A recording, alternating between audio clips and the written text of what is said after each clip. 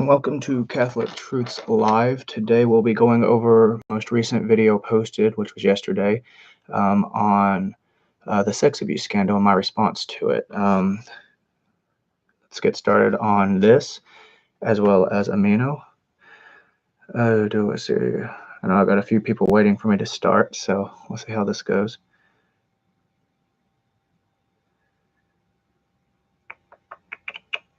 This happens every time. Let me let them know we are started.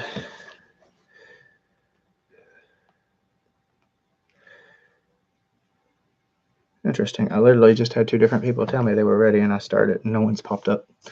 Oh, well, this lighting is new. I'm trying to get it to work. So you'll have to forgive me.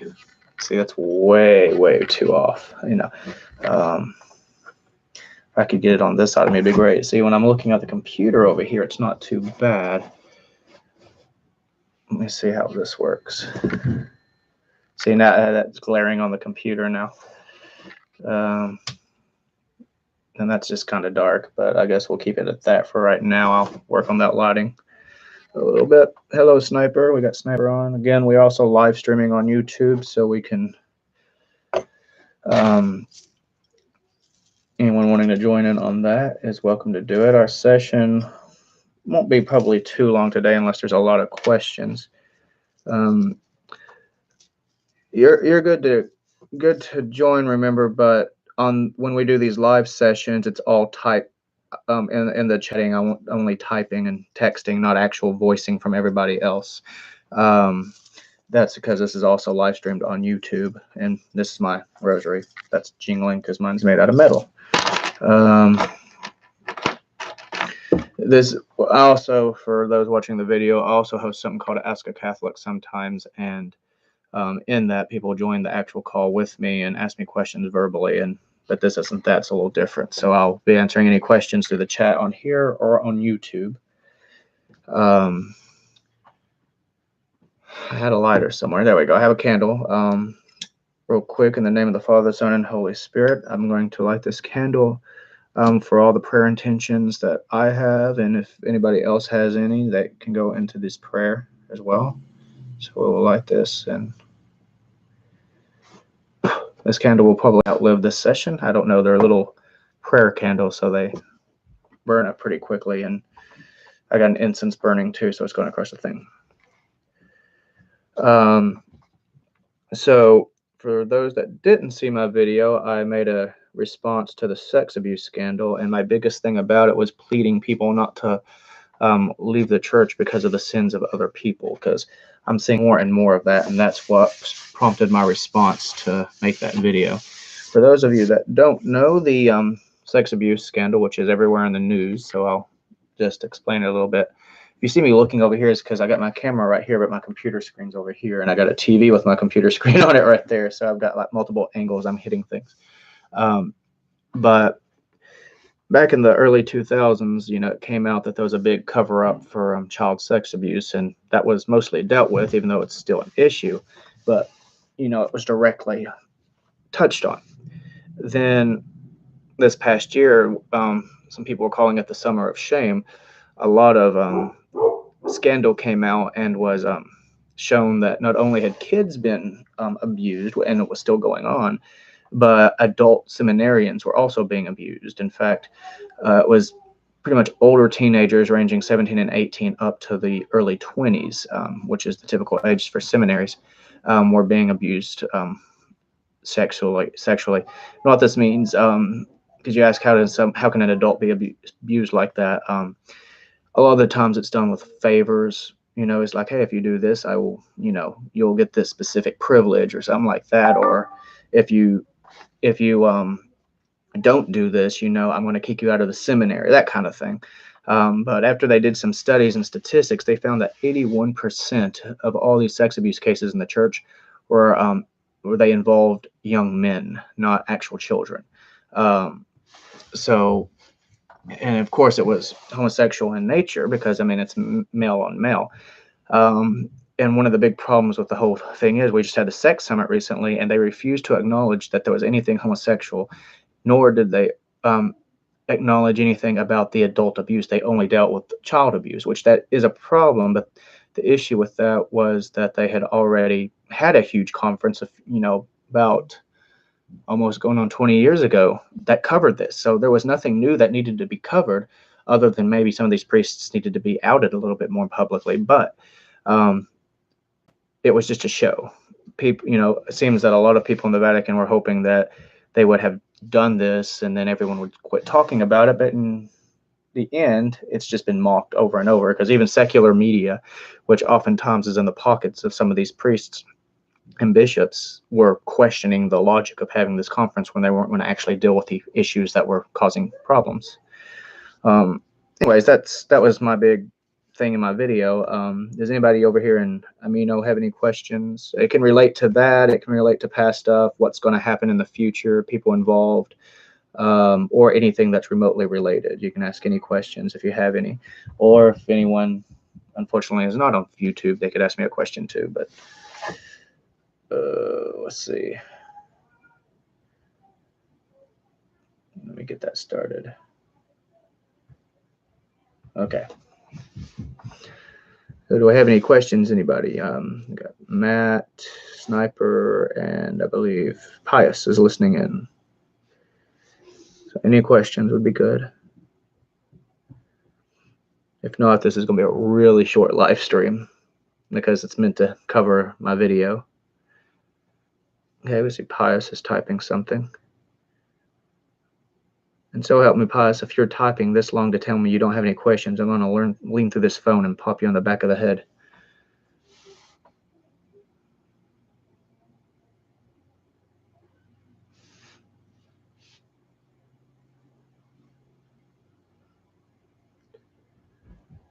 Okay, this is going on here.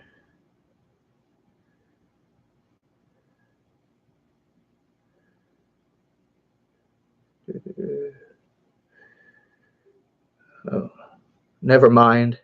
Really? I'm going to reach through this phone and pop you. Oh, my goodness. This is why this channel stinks on YouTube. People are getting about 20 minutes of me just sitting here talking to no one on the phone. See if y'all actually got on. Oh, Matt's online. Hello, Matt. Is there a topic? Yes, Matt. This is every time I do the Catholic Truths Live, it's around the video that I posted the day before, because the point of this is to have y'all watch the video, hopefully, and then come in and start discussing the video. That's the whole point of this.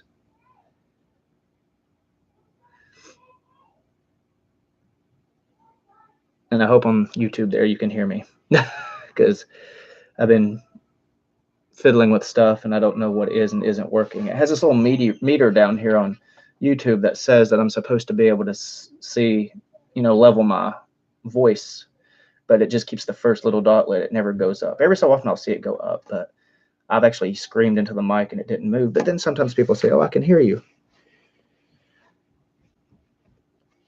Well, I know what Pius says. Well, I sum things up pretty effectively, and that pretty much speaks for itself. I know that, but I didn't know if anybody had any questions regarding other issues about that. Or, for example, we have the whole conviction of Cardinal Pell we could discuss. I don't know a lot about it, but I do know that there's no actual credible evidence against the man. And I've heard some American lawyers saying this would be laughed out of the courtroom. In Australia, a cardinal, which is known to be conservative and more traditional, was found guilty of child abuse, sexual abuse, and he was sentenced to 6 years in prison. It was a big show trial. That's all it was a show trial. And again, I don't know what the courtroom held and stuff. We can't know everything that was went on during the trial. But what has been confirmed is that some lawyers here in the U.S. got their hands on the evidence just so they could see what was going on. And from everything I've read, they said that this would never have held up in court, and the prosecutors would have been laughed out by the judge because there just wasn't any substantial evidence for anything. Now, he could be guilty, he might not be guilty. I honestly don't know. But the problem herein lies that in a country that's getting more and more liberal, this is Australia again, they went after the one traditional bishop that they had. and it's raised a lot of eyebrows, and it's kind of crazy. So it's basically warm Canada being warm Canada.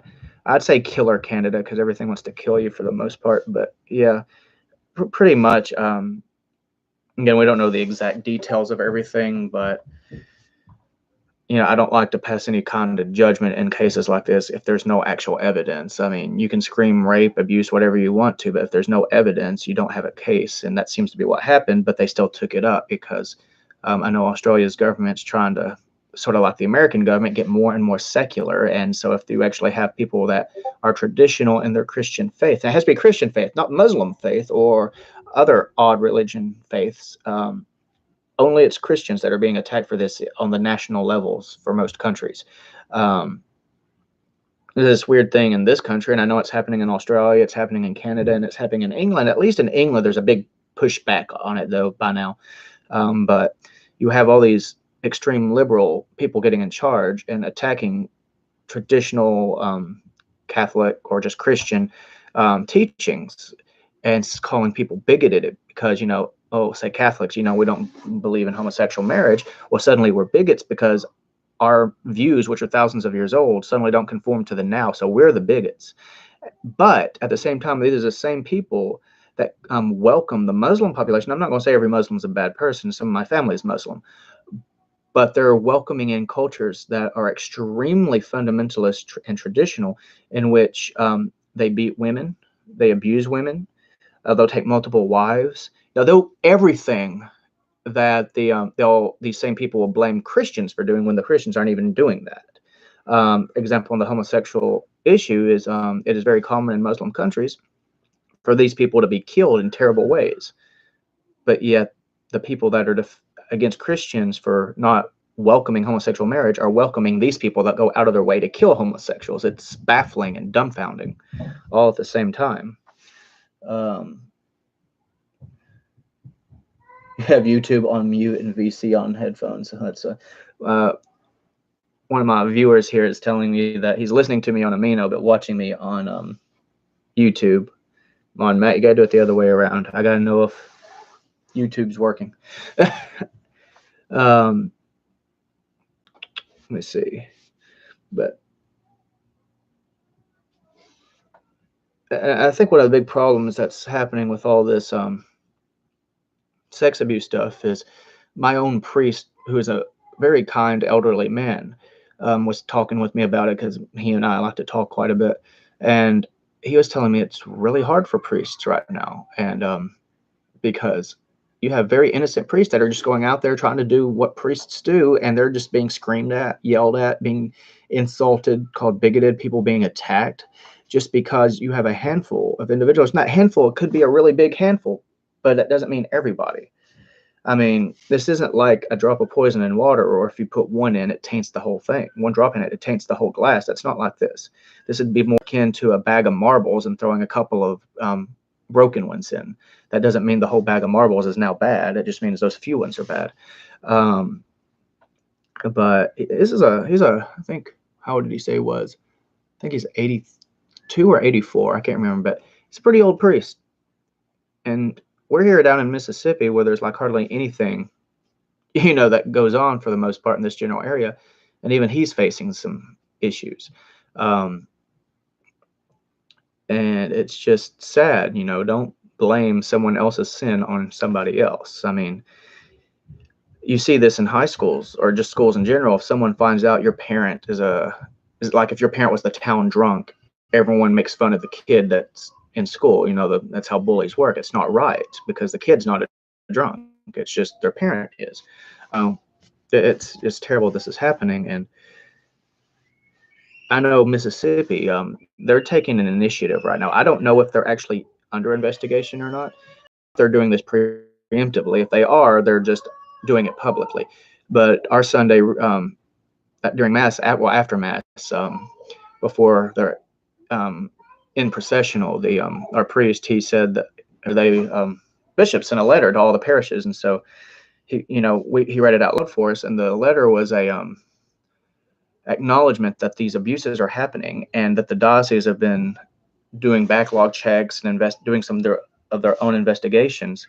And on Tuesday, which is tomorrow, at 11 o'clock in the morning, they'll be publicly turning over a list of quite a few names. I can't remember exactly how many it was, um, but the names go all the way back to not, like, I think they said 95 years, but it's every case they could legitimately find someone, a priest, and then they pointed out there was one deacon too, um, but anyone that had credible charges against them in sex abuse cases. And so, excuse me, I know that'll be an anticipated thing. I'll be looking up that as well. I have the website on our bulletin, which I don't have with me at the moment. It's in my vehicle. No, Matt says it's unfortunate that a holy position has been tainted by bad reputation. That is very true. It's terrible. And I mean, in the past, when you look at stuff, there's always been corruption and abuses in the church, but I think this is probably one of the most just worst in general, because yeah, sure, sex abuse has probably happened in the church a lot in the past, but what makes the difference here is there's known cover-ups, and it's so public now because with social media and news covering everything nitty-gritty, it's just everybody knows. And all these people on Discord should be in here listening in, and they're over on Discord having on fun times. Someone needs to get on to Drew.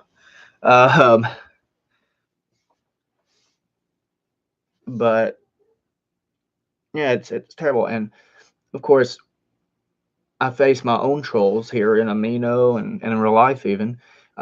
People go, well, you're a bunch of baby or pedophiles is what they'll say.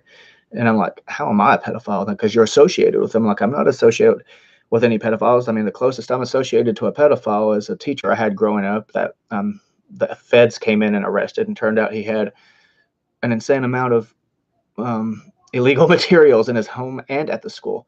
That's the closest of any of that I've got, but I mean, it's devastating. People question what's going to happen on that, when this is all over, and I think I have to agree with a lot of people that the church is going to be much smaller after this. Aside from people just leaving the church, foolishly, I will add, we're going to have this issue with a lot of priests and bishops even are going to have to be removed somehow, some ways or another. I don't know, but they're going to have to be removed because we can't obviously have this. And I know recently there seems to be credible evidence that even Pope Francis may have covered up some stuff. Whether or not he actually did, we don't know just yet. There's still, looking into it. But I mean, what does that mean if it turns out the Pope is guilty of this as well? Does it mean he's a false pope and, we need to get someone else? No, that's not how that works. In fact, he could be flat out guilty of murder directly, and he would still be the pope because he was elected into that position, and there's nothing that can actually be done to remove the pope, unfortunately, lest he retire or dies. Matt says, I think the first half of the reputation comes from the abusers themselves, and the other half of the reputation comes from those with presupposed bias that refuses to see the other side of the coin. That is very true. In fact, that can be said with a lot of issues when you have that predisposed mindset. You don't believe me? Ask a fundamentalist what they think about Catholics, and they will tell you flat out lies as if it were the truth. I know, because that's how I was raised.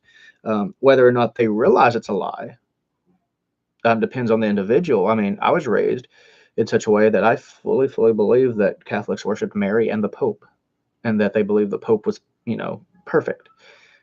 After I started studying Catholicism myself, I came to a conclusion really quickly that everything I know about Catholicism, about 85 to 95% of it, was completely wrong. I'm sorry, I hear one of my kids kind of yelling in the background. I don't know if y'all can hear that or not. But I don't know. It's crazy. It's a crazy time to live in. I mean, my wife, she made the point of saying it's interesting that so many people are leaving the church because of, issues dealing with individual priests and bishops and stuff. She says she found it really interesting that so many people were leaving, and that we, knowing full and well what was going on, chose to join the church. And I said, well, that's because we know just because a man does something bad, that doesn't change the truth. I mean, if my math teacher tells me 2 + 2 = 4 and then turns around and murders somebody, that didn't change the fact that 2 + 2 is still 4. Um, so that's unfortunately, I made the statement, and it's a little blunt, but I still stand behind it. That I feel that if you're going to leave a faith because somebody else did something stupid, then one should question if they ever had full faith in the first place. Because if you're willing to just give up like that, that raises some, spiritual concerns right there. I mean, any of y'all want to dispute me on that or speak up on that as well? That's perfectly fine. I'm ranting here, and I don't know where I stuck my water. My water is way over here. Let me go get that water. See, I was prepared this time. I actually brought water so I don't get a sore throat. But I forgot that I had the water, and so my throat's getting sore anyway.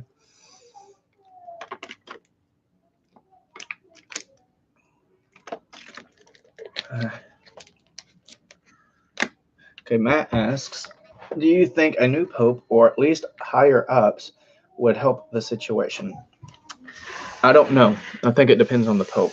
I think what we need is a very traditional pope back. Pope Benedict was great, but he retired because of health reasons. Now, you'll have your sedevacantists and even some SSPX, which because of this are technically sedevacantists.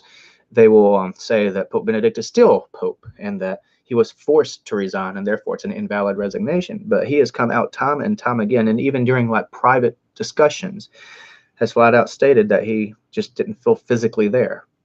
He felt, emotionally or cognitively, in his mind, he was perfectly okay, but he felt this was a time when the Holy See needed to be able to travel and go to places, and he was getting incapable of doing that, and so he made the decision to resign. But he was a very traditional pope. Now, there is some speculation that it wasn't all physical, but some of it might have been his own emotional distraught, because we know that he purposely had some private investigations done within the church to see just how bad the homosexual problem was. And Pius, if you can tell me what the name of that document was called. They call it the Scarlet or Velvet something. I can't remember. Or Matt, anybody that would know what it's called. Church Militant uses it. Sorry, what document? Sorry, I had to ask the question via voice.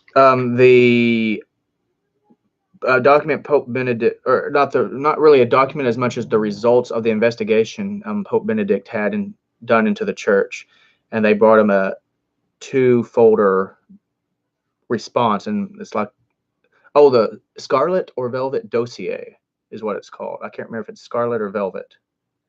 Might be Velvet or Scarlet. I don't know, but something like that. But it was 2 whole things, pretty thick, and it was pointed out that within a few days after that he got that, he announced his resignation. So does modernism and acceptance of homosexuality go hand in hand? So I think it's certainly a considerable factor. Looking back to the roots, yeah, that is an issue.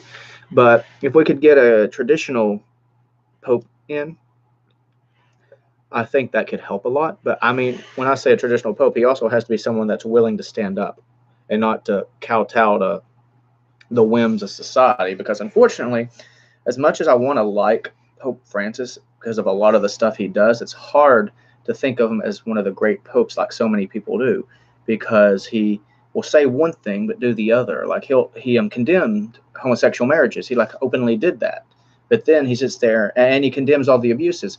But then he turns around and gets people that are known full and well to be homosexual predators, like some of them even found guilty in criminal court, and surrounds himself with them. It's very conflicting, and it confuses your average laity.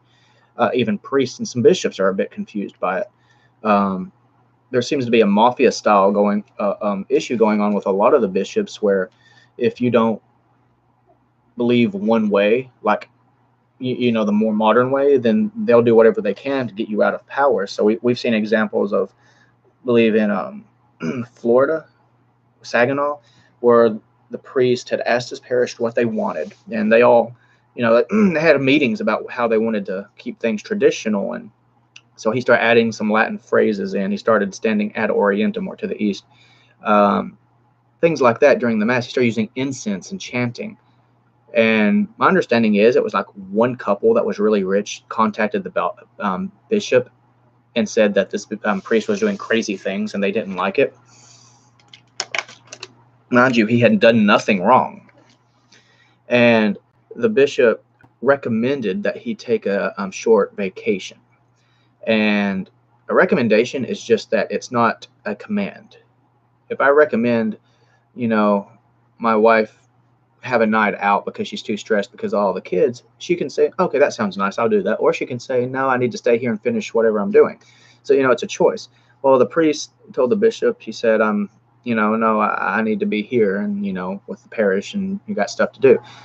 So then the next thing we know, he got completely removed from that parish and sent to the most dangerous area in the city. So bad that the priests that actually do the Mass there don't even live at the rectory because it's too dangerous. They quite literally bust themselves in every day. And this priest wasn't allowed to do Mass there. He was just told he had to live there. So it raises a lot of questions. It's like a very big scare and power tactic.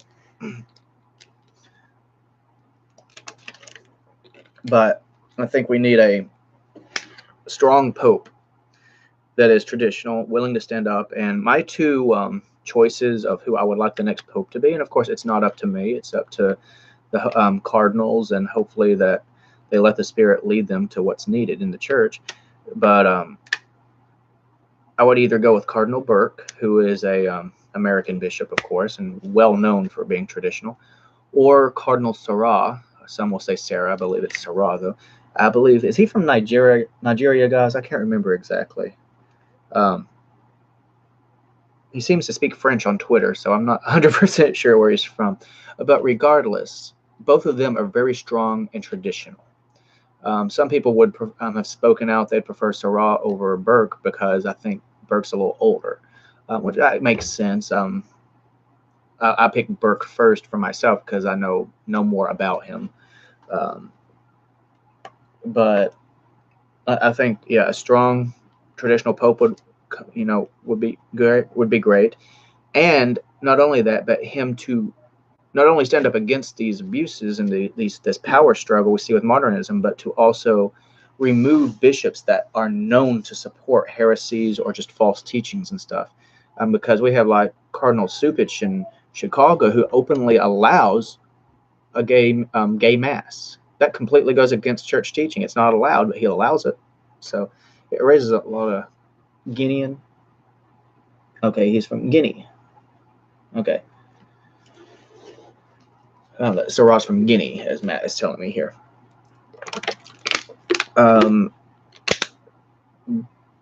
But we need not only a traditional pope, we need so many people removed from whatever offices they're in. I don't mean laicize them, but they need to be dropped down greatly. I mean, you can't unbishop a bishop unless you just laicize them. But, like if the head of the United States Bishops Board Conference, whatever it's called, the USCCB, if say they were extremely modernists, and openly supporting homosexual unions or female priests or any of that, they need to be removed.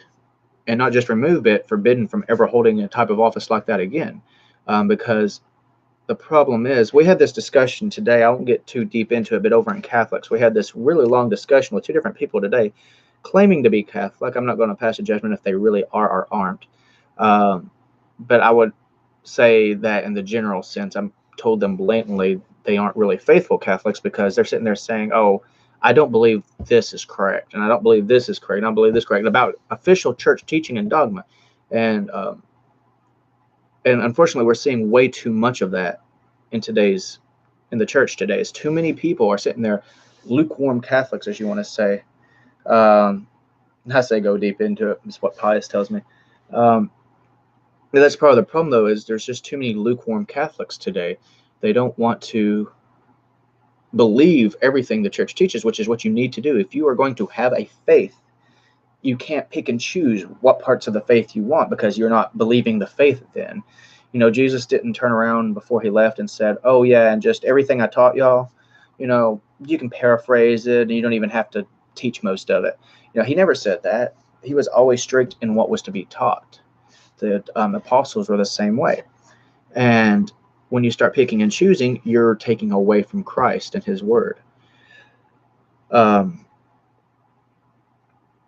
I see the quote often attributed to the Venerable Fulton Sheen, but hopefully Saint Fulton Sheen soon, hopefully.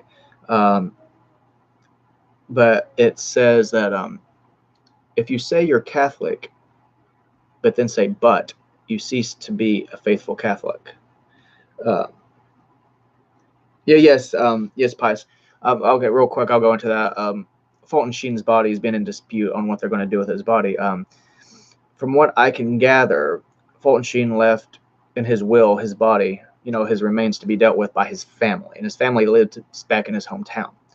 Um, and so, after he died, they opened up the case for sainthood, and he died in, I'm guessing, New York, and his family is from, oh, was it Illinois? I think I can't remember, but anyways, there's a dispute came up initially, but the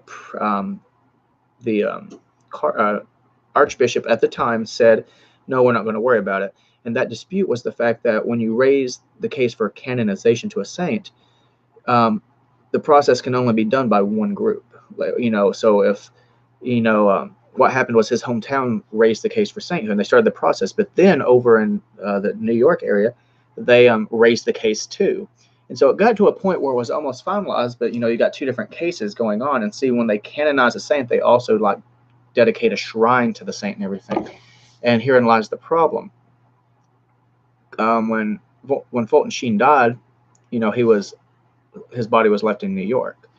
Um, his family said, well, let us have his body, like his will says.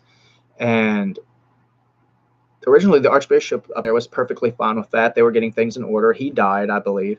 And the next person that came in was like, yeah, we have no problem. Let's finish this up. And then he eventually died.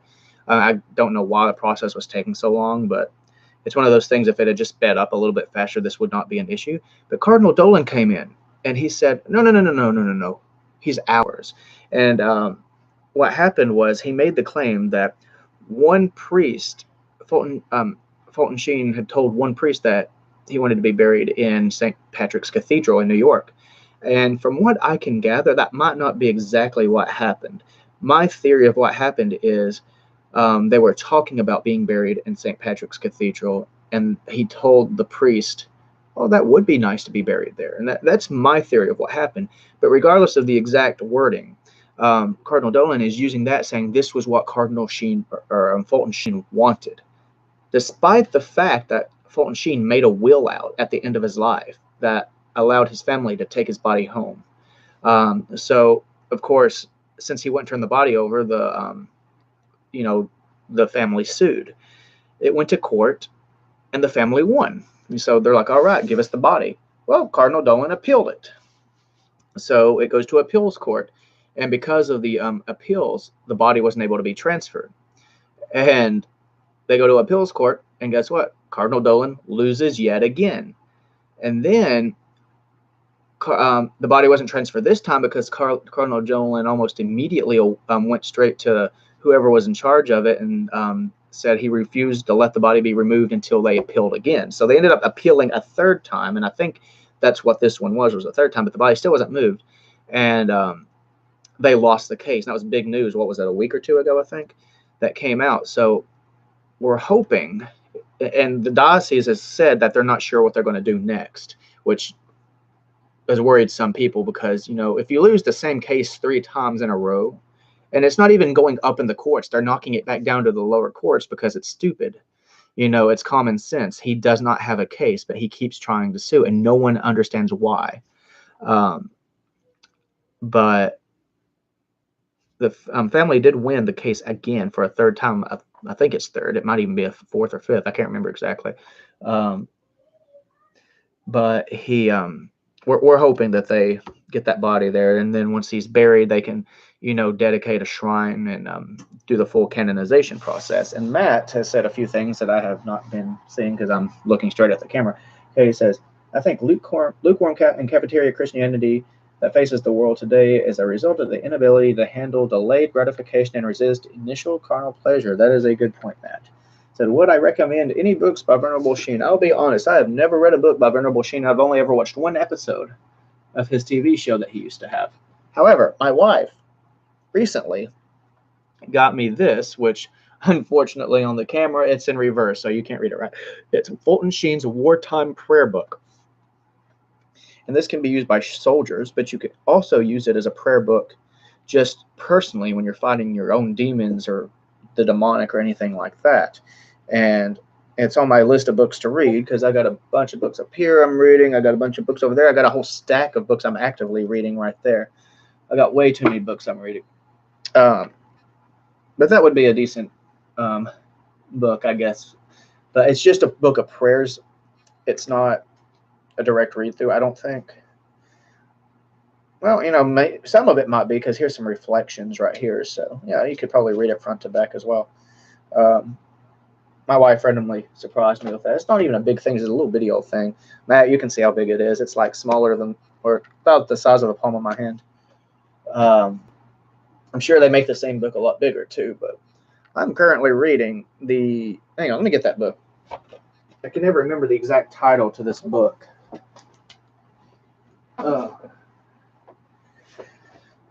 So, for those looking at the camera, this is my book of actively reading books, or ones that I'm actively reading. And I'm sorry the smoke's in the camera. It's the incense I have lit. So I'm trying to finish up the Handbook of Indulgences, Norms and Grants. This would be a priest's book on dealing with indulgences.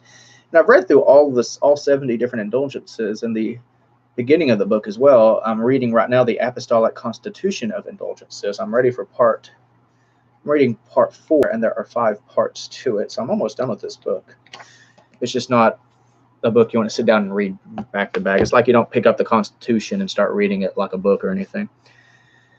Okay.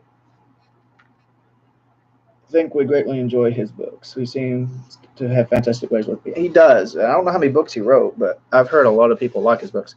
Another book I have is this Minute Meditations for Each Day, which I'm probably about 4 or 5 days behind in because I can never remember to do it every day. My Confessions of St. Augustine. I like this copy. It's nice and soft, and it's also done by that same company that all these other books for the most part are done by. I can't remember what it's called. Hang on. Catholic Book Publishing Corp. So I have my Imitation of Mary that I'm reading on. There's also an Imitation of Christ. I didn't know there was an Imitation of Christ. So I've got to get that when I finish this one. Then I got, this is a different book. We have a nun that does stuff up at the church I go to, and she plays the music and stuff, and she teaches my kids. She's teaching them their first communion class. Anyway, so she had me a handful of books the other day because she said that she doesn't believe the whole concept of holding on to a book. Once you've read it, give it to someone else to read. And I told her after she handed it to me, I said, we're very different. I collect books. But anyways, I got this now by Henry J.M. Nouwen. It's Can You Drink the Cup?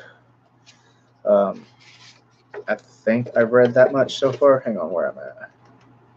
Yeah, I've read that a little bit there. I'm using this as a bookmark. But this is a fun book I got here. And Pius, you can scream at me all you want. I've got the Book of Mormon right here. Book of Mormon, Doctrine and Covenants, and the You unfaithful. I got the same book. Pearl of Great Price. I got this book because I'm always criticizing Mormons, but I didn't have a copy of the Book of Mormon. Now, ironically, I actually had one when I was a kid because I was, in my ignorance, didn't know anything about Christianity. And so when I was a kid, I saw the old infomercials. It's like, order now your free copy of the next chapter in Jesus's life, the next testament. And of course, being an idiot, like 10-year-old, I didn't know any better. So I asked my dad, can I order the Bible online? And or not online, on the phone. This is before we had the internet where you could just easily order things. Of course, these weren't things you purchased; they sent them to you for free. So, and he's like, sure. And then I forgot that I ordered it, and then a couple of weeks later, I could hear my dad trying to figure out what in the world was going on because suddenly he got a package of the Book of Mormon in the mail. Oh, I think they still got that somewhere on a bookshelf too. It's kind of funny. The sad story to this is, though, this Book of Mormon I bought was actually from this lady I go to church with. We was having a parish yard sale, and from what I gathered, it was her copy that her daughter had given her because her daughter more recently became a Mormon, and she was just trying to get rid of it. And I guess she was probably going to make the excuse of, "Oh, I must have accidentally got rid of it," you know. But it is sad when your family, especially a really close family, converts to a different faith. I'm sure my dad feels the same way because I was raised fundamentalist and I went to the one church. He probably would not have been as mad at me had I become Mormon or even Muslim. That's how much the church I grew up in despises Catholicism.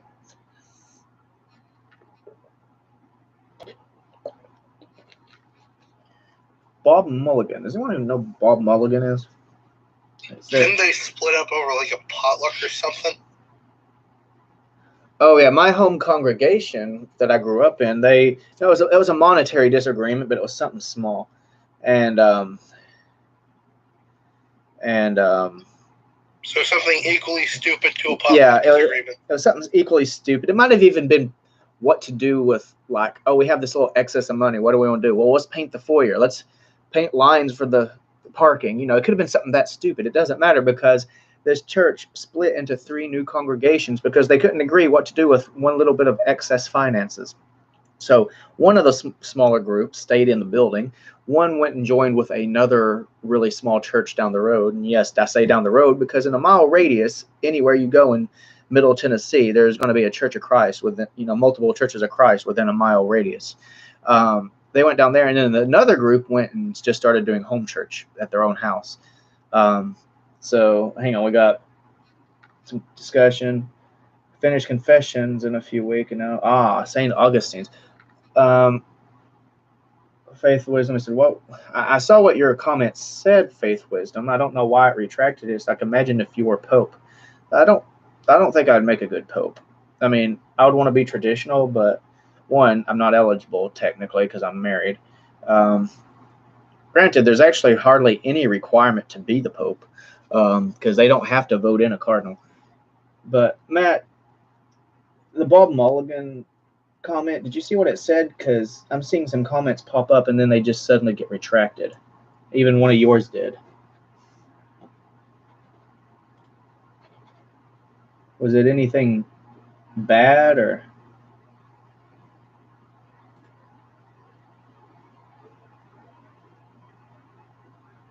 Okay.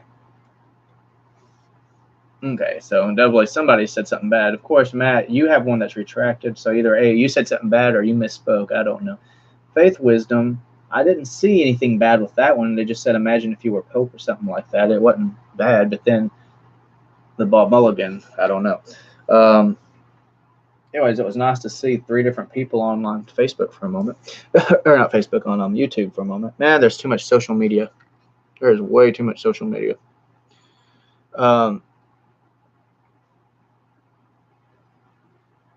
Anyways,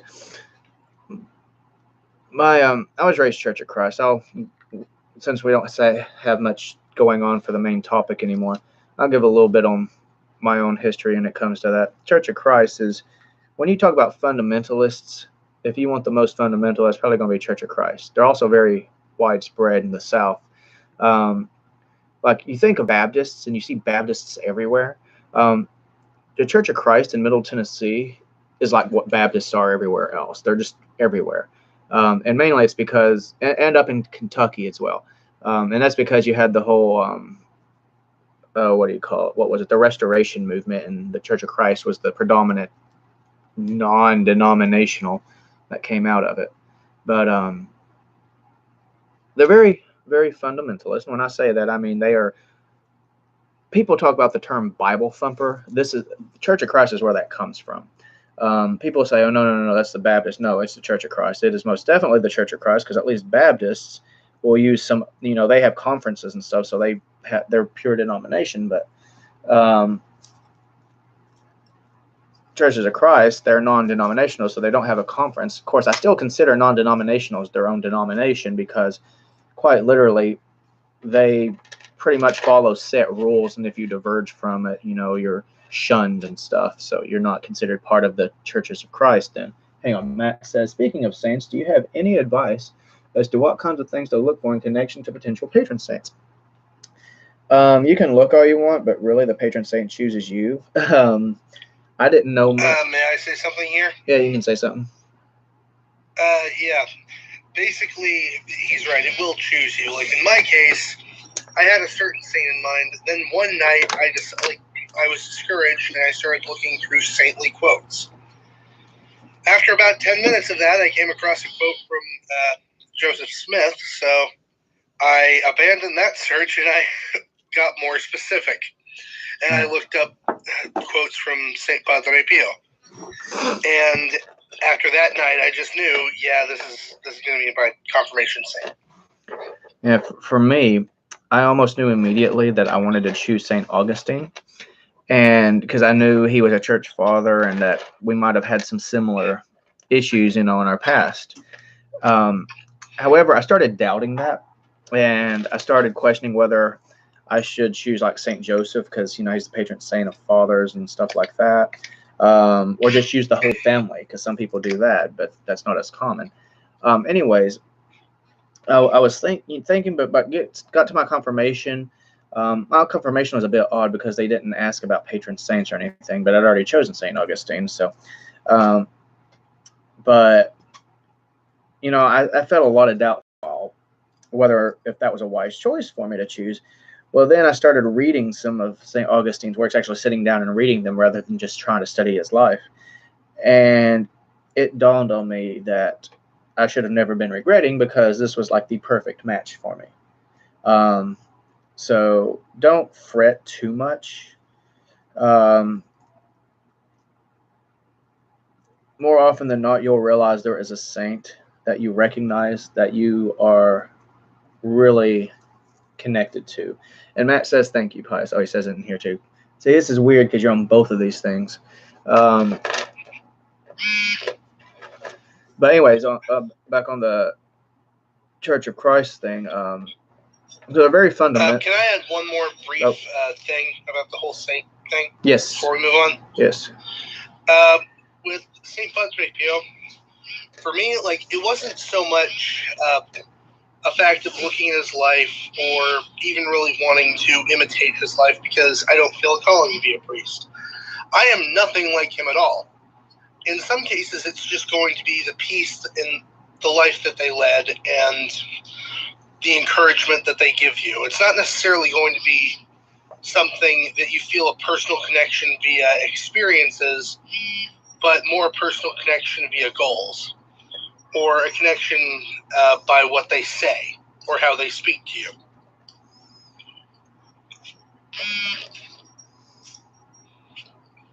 Yeah. I'm done. All right. Well, anyways, back on the Church of Christ thing real fast. So they are, first of all, Scripture alone, Bible alone. And very often when you have the people that are the King James Version only, it is the Church of Christ. Wait, what was I saying? I can't even think. King James Version. I've even heard some of them say that the King James Version is the original version. Aside from the fact that version of English, or English at all, did not exist when the scriptures were written. Then I'll hear them say, well, that's the original translation, denying the fact that Latin and Greek and Hebrew and even German translations way predate any of the English. They are very judgmental overall. That doesn't mean everyone. I say this is generic, like stereotype. they're so strict that, to give you an idea, when I went to college, it was a Church of Christ university. They are so strict that in the charter of the school, they did not allow touch contact sports. So the school did not have a football team. Interestingly, or the college didn't. Interestingly, the high school and middle school actually did have a football team because they weren't under the same charter. But because of this whole no contact thing, they don't allow dancing. And the Church of Christ, dancing is evil. So one time I was there, they had a, quote, choreography party. Okay, couldn't say the word dancing. But of course, no one went because, kind of fundamentalist school. So even though you had some outgoing people there, no one's going to even dare show up at the choreography party. Hang on. They're very reserved in dress, and really in dress, there's not anything wrong with what they wear for the most part. That's just conservative clothing. An interesting aspect is one thing I've learned is, as much as they're very anti-Catholic, but one thing I've learned is, anti-Catholic as they are, they have so much in common with Catholicism over so many other denominations. It's kind of funny. It's so ironic. Example. Women are encouraged in the Church of Christ to wear head coverings. Now, this does not necessarily mean veils or anything, but that's allowed. And I've seen Church of Christ, some older women wearing veils at Church of Christ. But more commonly, and you saw this definitely in the 80s and early 90s, were women wearing really big hats. And you see that in like Southern Baptist churches too. But my mom, back in her innocent 90s years, she had big floofy hair. If you can imagine that, curly, floofy hair. Unfortunately, that stuck with her, so she still somewhat does that with her hair. It's kind of embarrassing, but she had a little hair clip she wore on the back of her hair that had a small hat on it. So I've seen that more recently, I know, and I was like, you still have that? That's kind of funny. Anyways, though, they're very prayer-oriented, but unfortunately, you get those issues where you have someone saying a prayer and it may be like a 15-minute long prayer when everyone's like hungry and trying to get out. Not that there's anything wrong with long prayer, but when it's one specific prayer and 90% of the prayer is thank you, Father, or Lord, or oh, Father, or Jesus, it gets kind of old. But of course, being Church of Christ, they do not believe in the literal blood and body. It's only symbolic, and they are very strong. It must be Welch's grape juice. It has to be Welch's. And when you ask them about this, they'll say, oh, because it's the new wine. Yep. In Church of Christ, they don't use wine. They use Welch's grape juice. And their argument for this will say it's the new wine. And you say, well, what does that mean? It says, oh, when Jesus turned the water into wine, it was the new wine. It was so fresh. It was, it wasn't actually alcoholic. And, just even if I was an atheist, I'd say that is the stupidest thing I've ever heard, because this was at a wedding party and they told Jesus this was the best wine. You started with the best wine and slowly watered it down as it went. And then Jesus does this and they say, this is the best wine, and it's just baffling that they will try to argue that it was non-alcoholic. And well, Sniper says heresy, and I'm going to respond with, well, of course, pretty much every Protestant denomination is heretical in one way or another. That's part of the whole Protestant movement. Now, Sniper, one thing to note is that most Protestants, I would say 90% of all the Protestant denominations, do not believe in a literal blood and body, and most of them use some form of grape juice. It's so bad that I know in mega churches, they actually have a quick communion thing where it's like literally, sometimes they pass buckets of them around, and sometimes you just grab one as you go to sit down in your, quote, assigned seat.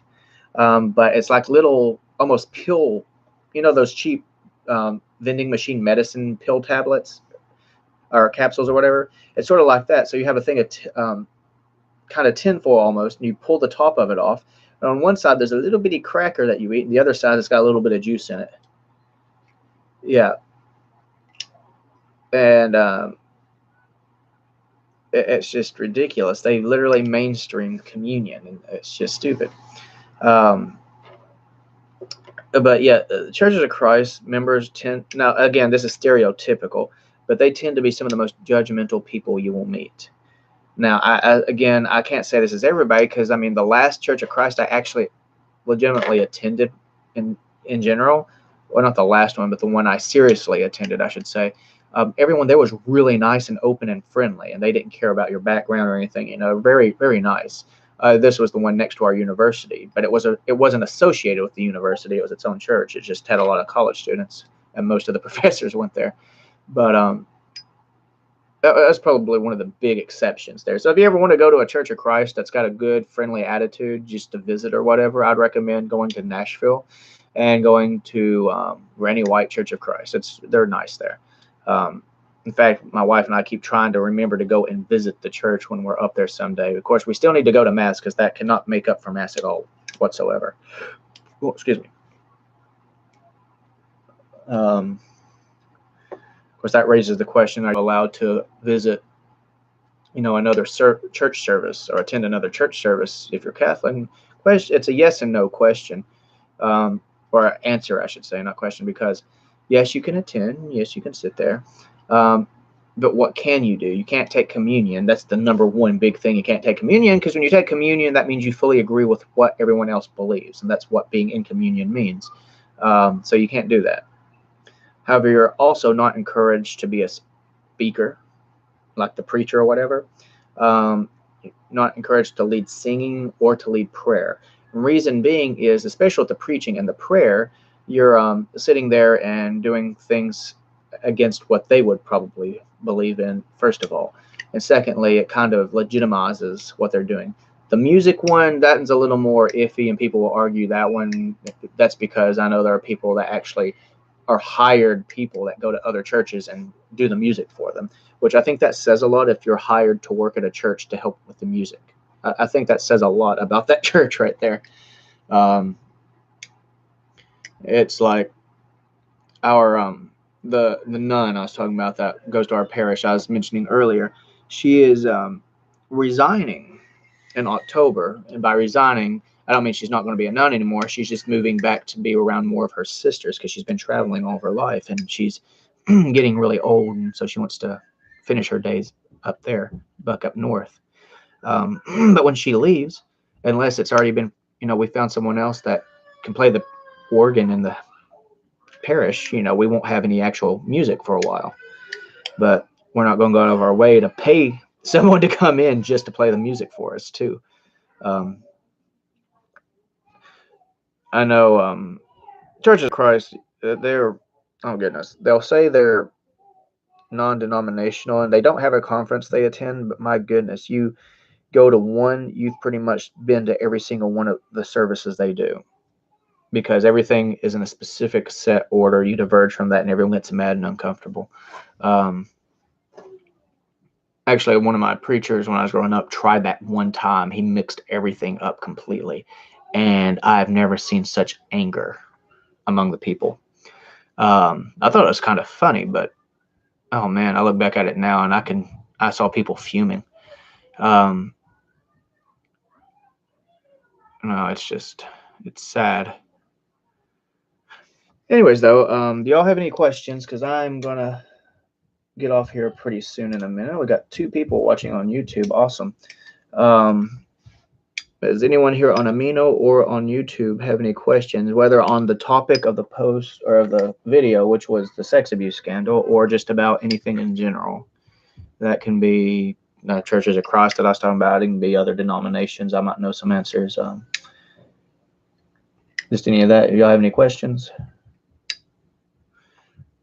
Tick tock, tick tock. I got a lighter in my hand. That's what y'all hear snapping, by the way. An old Zippo. Well, it's not too old. I don't know. About 5 to 8 years old, maybe.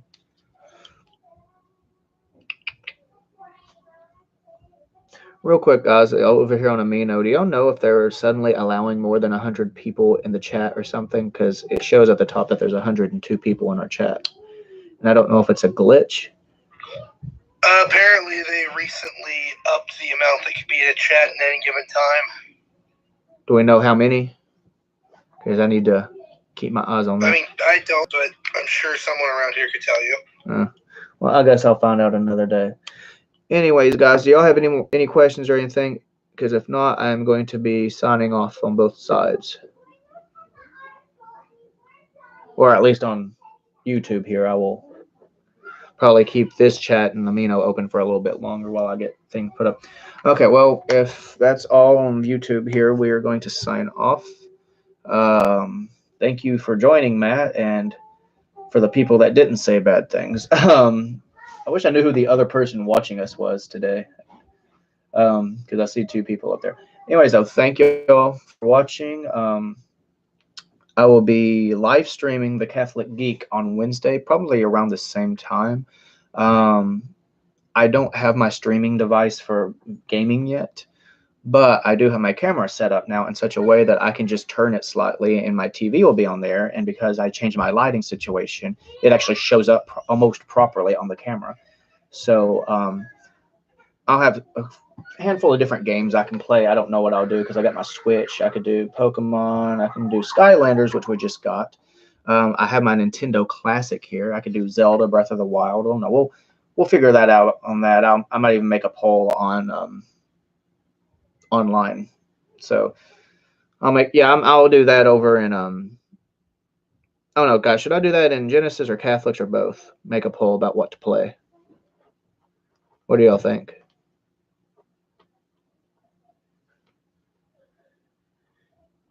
Anything? Y'all are such helpful.